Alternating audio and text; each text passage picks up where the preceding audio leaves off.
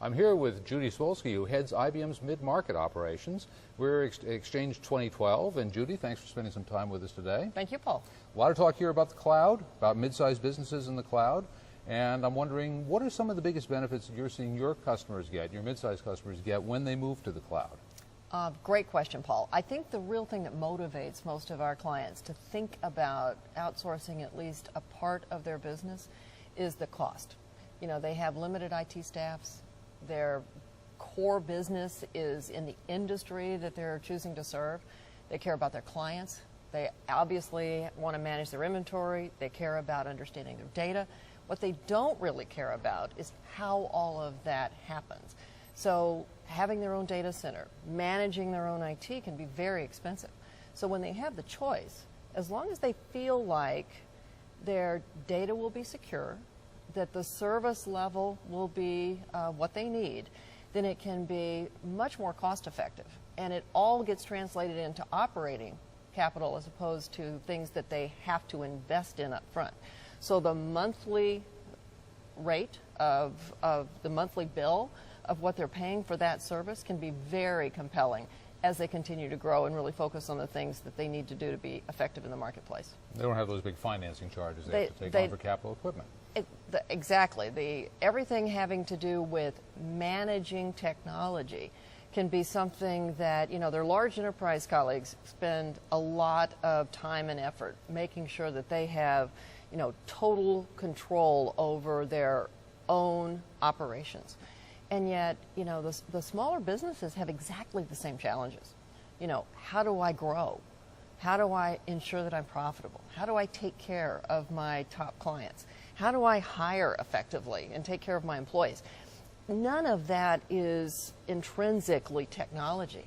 And so if they do feel that they can find a partner who will provide, again, the service level agreements that they need at a very affordable monthly cost, then they are very compelled to go that way.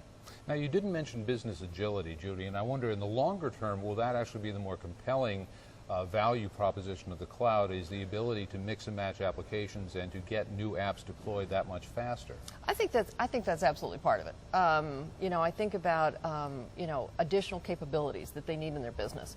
So do they bring it in-house and manage it as they decide to, you know, go after a CRM system?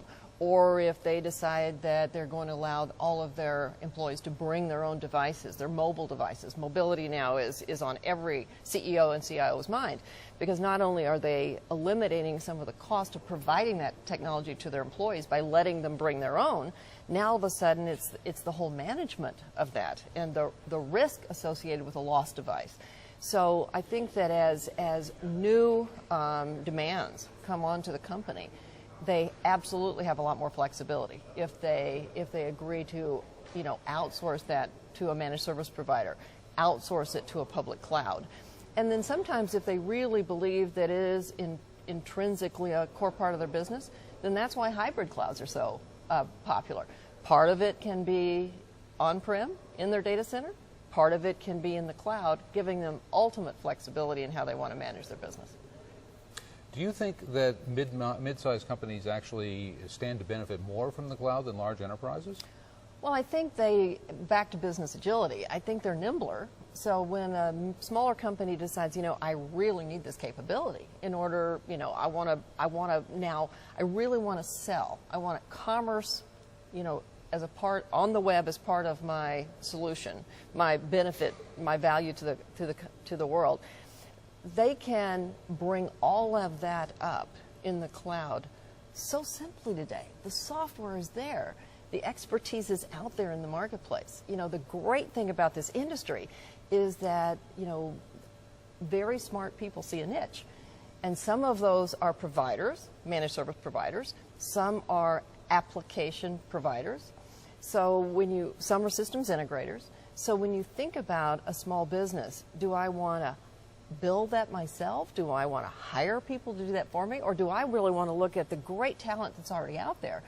I can find other people my size in my industry, in my town, that have already done this, so I can go get the benefit of their experience and bring it up very quickly, very cost effectively, with a lot of confidence that it's going to work for me the first time. Now, you mentioned managed service providers, and a lot of the business partners here at this conference are looking at getting into more of an MSP role. Right. What's the importance of choosing partners in that transition? Oh, that's another key question, because the options are almost unlimited. It is very popular now to say, okay, I have a business. Either I'm going to make my business completely to become the IT department for my client. And of course, the smaller the client, the more prevalent that model is. If I'm a small business owner, maybe I have 75 employees, I really don't want to hire someone to manage that for me on my own premise. I'd much rather hire a managed service provider who's doing it for a lot of different businesses, and therefore I get that access to economy of scale. Plus, I know that they understand how to manage my network, manage my storage, handle my data securely. So I do believe that as a managed service provider, because people have instilled their trust in me, I need to make sure that the solutions I provide are backed up with a service level agreement that is adequate, that I have confidence in the quality of the solution. And so because I'm representing my clients, I want to make sure that as I look across, who's the best provider of big data? Who's the best commerce provider? Who's going to give me secure access to storage? So when I have those choices, it becomes really critical, because I'm not just representing my business. I'm representing all the people that I'm providing that managed service for. Of course, a lot of companies would like to be their partners on the Sure. back end. What are the questions Sure. you think they should be asking of prospective partners? Well, I think security has to be number one, because there's still that lingering doubt in the industry that, are public clouds secure? If I do outsource it, do I have confidence that my data is going to be not just safe from others, but, protected? And then I think the other thing is, of course, the service level agreement. It's really important that I know that that network is going to be up virtually 100% of the time, because I can't afford to be without access to my data, without access to information as I'm running my business. So I think the other thing that most businesses think about is, certainly it's the content. You have to be able to, if you're running a mobility application, you have to know that that's going to work. But I think behind it all is the service level, what I am counting on in order for my business to stay up and running. Wise advice. Judy, thanks for spending some time with us today. Thank you, Paul.